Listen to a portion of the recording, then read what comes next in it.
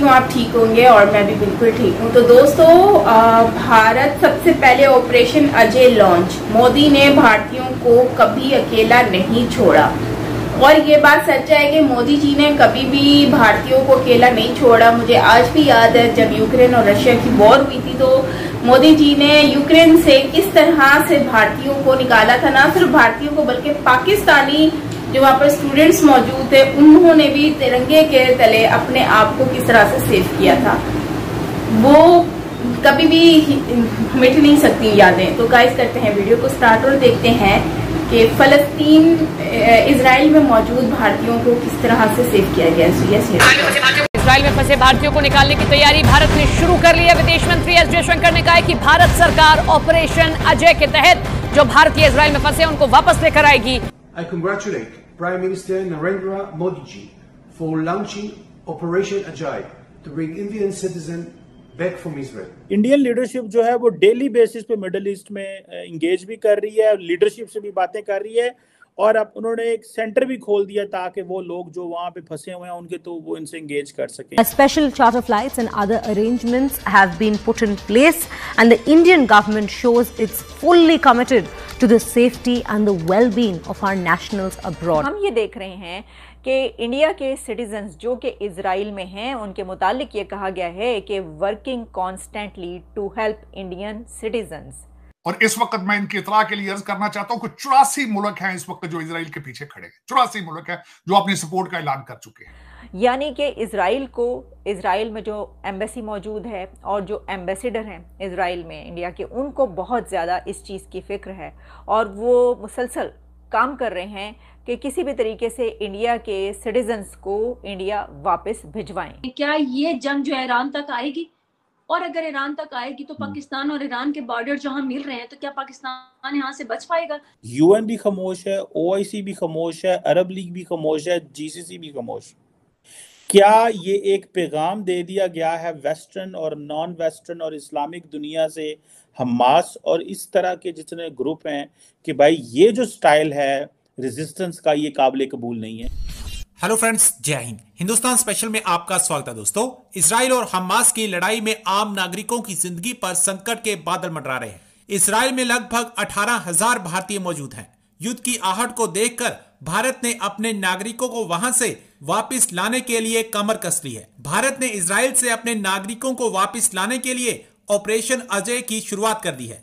भारतीय दूतावास ने बुधवार को इजराइल में भारतीय नागरिकों से शांत और सतर्क रहने का आग्रह किया।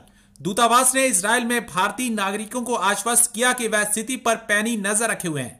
सोशल मीडिया प्लेटफॉर्म एक्स पर एक रिकॉर्ड संदेश में इजराइल में भारत के राजदूत संजीव सिंगला ने कहा, यह आपको आश्वस्त करने के लिए है कि दूतावास आपकी सुरक्षा और कल्याण के लिए लगातार काम कर रहा है। हम सभी बहुत कठिन समय से गुजरे हैं। विदेश मंत्री एस जयशंकर ने एक्स पर पोस्ट करके कहा, हम ऑपरेशन अजय की शुरुआत बहुत जल्द कर रहे हैं और आज ही पहली फ्लाइट आने की उम्मीद है। देखिए, सबसे पहले तो आप ये जानते हैं कि इंडिया की एक बड़ी कम्युनिटी इजराइल में रहती है। इजराइल में मुख्तलिफ ऐसे काम हैं ख़ास तौर पर जो हेल्थ के हवाले से, और टीचर्स बड़ी तादाद में इंडिया के इजराइल में मौजूद हैं।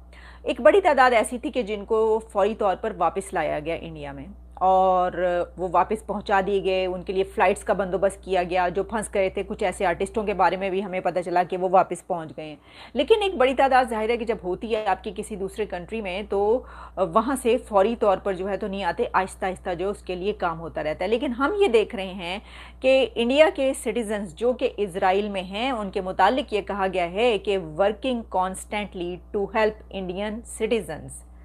यानी कि इजराइल में जो एम्बेसी मौजूद है और जो एम्बेसडर हैं इजराइल में इंडिया के, उनको बहुत ज़्यादा इस चीज़ की फिक्र है और वो मुसलसल काम कर रहे हैं कि किसी भी तरीके से इंडिया के सिटीजन्स को इंडिया वापस भिजवाएं, जो कि जाना चाहते हैं अभी, जो वहाँ पर अगर फंस गए हैं कहीं पर और वो अपने वतन, अपने कंट्री वापस जाना चाहते हैं तो उनको भिजवाने की पूरी कोशिशें की जा रही हैं। और वैसे भी क्योंकि वहाँ पर अब जंग जो है वो आज 5वां-6वां दिन हो चुका उसका, और जो सूरत हाल है वो तो आप जानते हैं। तो कोई भी कंट्री जो है ये नहीं चाहता कि उसके सिटीजन्स वहाँ पर रहें और फिर वहाँ पर किसी जो है वो मिसहैप हो या वो किसी ऐसी सिचुएशन में जो है घेरे जाएँ। तो इसके लिए इजराइल को बहुत फिक्र है। क्योंकि इजराइल और इंडिया के जो ताल्लुकात हैं वो आप जानते हैं, और ख़ास तौर पर कहा जा रहा है कि ये एक तरीके से जो इनके रिलेशंस हैं ये ट्रांसफॉर्म्ड हुए हैं जब से जंग शुरू हुई। तो उसी के साथ जो पहला सॉलिडारिटी का हमें एक बहुत प्रोमिनेंट मैसेज नज़र आया वो इंडिया के प्राइम मिनिस्टर नरेंद्र मोदी साहब की तरफ से था इज़राइल के प्राइम मिनिस्टर नेतन्याहू साहब के लिए कि जनाब हम आपके साथ खड़े हैं और आपको जिस भी ज़रूरत है हम लड़ने तक के लिए तैयार हैं, ये सब कहा गया इंडिया की तरफ से। तो फिर अब ये खबर ये है कि working constantly to help Indian citizens जो कि इज़राइल में इस वक्त मौजूद हैं। तकरीबन 18,000 इंडियन सिटीजन जो हैं वहाँ पर रहते हैं, वहाँ पे स्टडी करते हैं। आपको पता है पूरी दुनिया में स्टडी करने वालों में एक बड़ी तादाद जिस कंट्री की होती है स्टूडेंट्स की वो इंडियन्स होते हैं। वो तभी तालीम की वजह से देखें ना कहाँ पर पहुँचे हुए, इस वजह से उनको तालीम हासिल करने का शौक़ भी बहुत होता है और उनकी जो है वो तवज्जो भी उनकी तो मतलब सबसे बड़ी प्रायोरिटी यही होती है वहाँ पर लोगों की। तो जनाब ये कहा गया है कि देयर आर अबाउट 1000 स्टूडेंट्स और several IT professionals and diamond traders. हाँ जी, देखिए वहाँ पे हैं भी कौन कौन इंडिया के कैसी वो जॉब्स पे काम करें।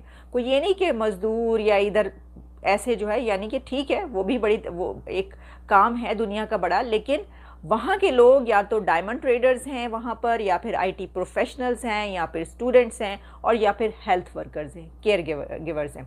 अच्छा, इसमें फिर मैं ये देख रही थी कि क्या किया गया। तो जो एम्बेसडर हैं उन्होंने बाकायदा ट्विटर पर जो अपना पैगाम भी दिया जिसमें उनका कहना था कि हम ये पूरी कोशिश कर रहे हैं, दिन रात लगे हुए हैं कि जितने भी हमारे जो सिटीजन्स हैं उनको जो है वापस भिजवाया जा सके और ख़ास तौर पर उनकी जो सिक्योरिटी वगैरह सेफ्टी है वो मेक श्योर उसको किया जाए।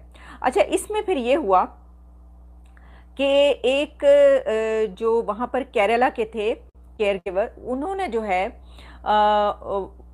जब पता ये चला कि वो किसी जगह पर फंस गए हैं तो जो एम्बेसी थी तल अवीव में वहाँ पर उन्होंने फौरी तौर पर उनकी पहुंच हुई और उनको उसके बाद क्योंकि रॉकेट लगा था, शेल लगा था, वो शायद ज़ख्मी भी हुए और उसके बाद उनको फौरी तौर पर बचाया गया और वहाँ से जो है फिर वो एम्बेसी से इन टच रहे और उनकी बहुत मदद की गई। तार साहब, आपको पता है कि मिडल ईस्ट की जो सिचुएशन है वो तो दिन ब दिन जो है वो बिगड़ती जा रही है और लेकिन दुनिया जो है उस पर रिस्पॉन्स कर रही है। एक तो तार साहब पाकिस्तान का पर्सपेक्टिव, क्योंकि हम यहाँ बैठे हुए हैं, पाकिस्तान ने सिर्फ 7 अक्टूबर को एक छोटी सी 4 लाइनों की प्रेस रिलीज जारी की, उसके बाद एक लफ्ज नहीं बोला। दूसरा तार साहब, इंडियन लीडरशिप जो है वो डेली बेसिस पे मिडल ईस्ट में इंगेज भी कर रही है, लीडरशिप से भी बातें कर रही है और अब उन्होंने एक सेंटर भी खोल दिया ताकि वो लोग जो वहाँ पे फंसे हुए हैं उनके तो वो इनसे इंगेज कर सकें। एक बात तार साहब, इजिप्ट ने अपने दरवाजे बंद कर दिए हैं मुसलमानों के लिए, गजा के मुसलमानों के लिए, और ये फिर मगरब ही अच्छा है, यूरोप और अमेरिका अच्छा है जो दरवाजे खोल देता है जब भी लड़ाइयाँ होती हैं और कहता है आ जाओ। और अभी भी यूरोप के जो न्यूयॉर्क के होटलों में मुसलमान बैठे हुए हैं और बाकी मुल्कों के लोग बैठे हुए हैं। आप इसको कैसे देख रहे हैं? और इसमें बाकी ममालिक के किरदार पे भी बात करें तार साहब, ईरान का किरदार भी पे बात करें कि अब हमास ने क्या जो फ़लस्तीन के लोग हैं उनको बेयारो मददगार छोड़ दी है। अब वहाँ पे रोज़ाना की बुनियाद पे कोई 20-30 वो बिल्डिंग्स गिरा देते हैं, पूरे का पूरा जो है वो मिट्टी के मैदान बन चुके हैं, इतनी बड़ी बड़ी बिल्डिंग्स, इतने बड़े इलाके। What do you make of that तार साहब? चीमा साहब, सबसे पहले तो बिलखसूस आपके देखने वालों में हमारे कुछ पाकिस्तानी लौंडे लपाड़े भी अल्टीमेटली हैं, वो आपका हिस्सा है वो देखने वाले। एक तो मैं उनसे एड्रेस करना चाहूंगा, ये वही लौंडे लपाड़े हैं जिन्होंने तालिबान ने जब काबुल घुसे थे तालिबान, तो यहाँ ये इन्होंने तालियां बजाई थी, इन्होंने पाकिस्तान के अंदर जश्न मनाए थे। फिर उन्हीं तालिबान ने जब इनको मुंह पे थप्पड़ मारे हैं और उन्होंने ट्रैवल एडवाइजरियां की हैं इनके मुल्क के बारे में और इनकी आज आपकी इनकी इकानमी का मजाक उड़ाते हैं, अब वो तालिबान के पीछे भारत ने नो डाउट अपने, ये मुझे गवर्नमेंट का ना बड़ी ही अच्छी बात लगती है कि वो अपनी आवाम को, अपनी पब्लिक को कभी भी अकेला नहीं छोड़ते हैं और वो हमेशा सपोर्ट में खड़े रहते हैं। और आज भी वही चीज हम देख पा रहे हैं कि भारत, स्पेशली नरेंद्र मोदी जी जो है वो सपोर्ट में खड़े हुए हैं अपनी आवाम के और किस तरह से वो बात कर रहे हैं उनके लिए, तो ये चीज बहुत ही ज्यादा काबिले तारीफ है। तो खुशी होती है कि आपका प्राइम मिनिस्टर जो है ना जब इस तरह के एक्ट करता है, आपके लिए जब बात करता है, आपके लिए आवाज उठाता है। तो मोदी जी ने जिस तरह से आवाज उठाई और स्पेशली ये जो ऑपरेशन है स्टार्ट करवाया और वहां पर इजराइल में जितने भी लोग हैं उनको सेव करने की कोशिश की है, उनको वापस लाने की कोशिश की है और ये मिशन स्टार्ट करके उनको वापस लाया जा रहा है। तो ये एक बहुत बड़ी बात है और खुशी की बात है कि मोदी जी इतना बड़ा अहम रोल अदा कर रहे हैं। और उसी के साथ साथ अगर हम देखें तो इससे पहले भी, ये आज की बात नहीं, इससे पहले भी अगर देखें तो वो अपनी सिटीजन जो लोग हैं, भारत के नेशनैलिटी होल्डर्स हैं, उनकी सपोर्ट में वो हमेशा खड़े रहते हैं। क्योंकि इजराइल में जाहिर सी बात है ज्यादा क्वांटिटी में लोग मौजूद हैं, लार्ज नंबर में टीचर्स हैं, वहाँ पर हॉस्पिटल मतलब के डॉक्टर्स मौजूद हैं, मतलब डिफरेंट लोग मौजूद हैं। तो उस लिहाज से अगर देखें तो आज भारत काफी अच्छा जो है ना, इसमें उन्होंने यही किया है कि अपने लोगों को सेव करने की कोशिश करे। क्योंकि जाहिर सी बात है लास्ट टाइम जब यूक्रेन के साथ मामला हुआ था तो भारत ने उस टाइम कहा था कि हम इतने टाइम के अंदर आपने कुछ भी नहीं करना, हमारे एक भी बंदे की जान नहीं जानी चाहिए, हम लोग ऑपरेशन अपना स्टार्ट कर रहे हैं, अपने बंदों को इवैक्यूएट कर रहे हैं, जब तक इवैक्यूएट नहीं कर ले आप लोगों ने अभी कुछ भी नहीं करना। तो लोगों ने भारत की रिस्पेक्ट में उन कंट्रीज ने, यूक्रेन ने एंड रशिया ने कुछ नहीं किया, कुछ भी नहीं। तो ये पावर होती है कंट्री की, तो बड़ी वाकई में पावर तो भारत की बहुत है। तो फ्रेंड्स, इसी के साथ वीडियो को एंड करते हैं। आप इसके ऊपर क्या कहेंगे कमेंट में जरूर बताइएगा। मैं नेक्स्ट वीडियो के साथ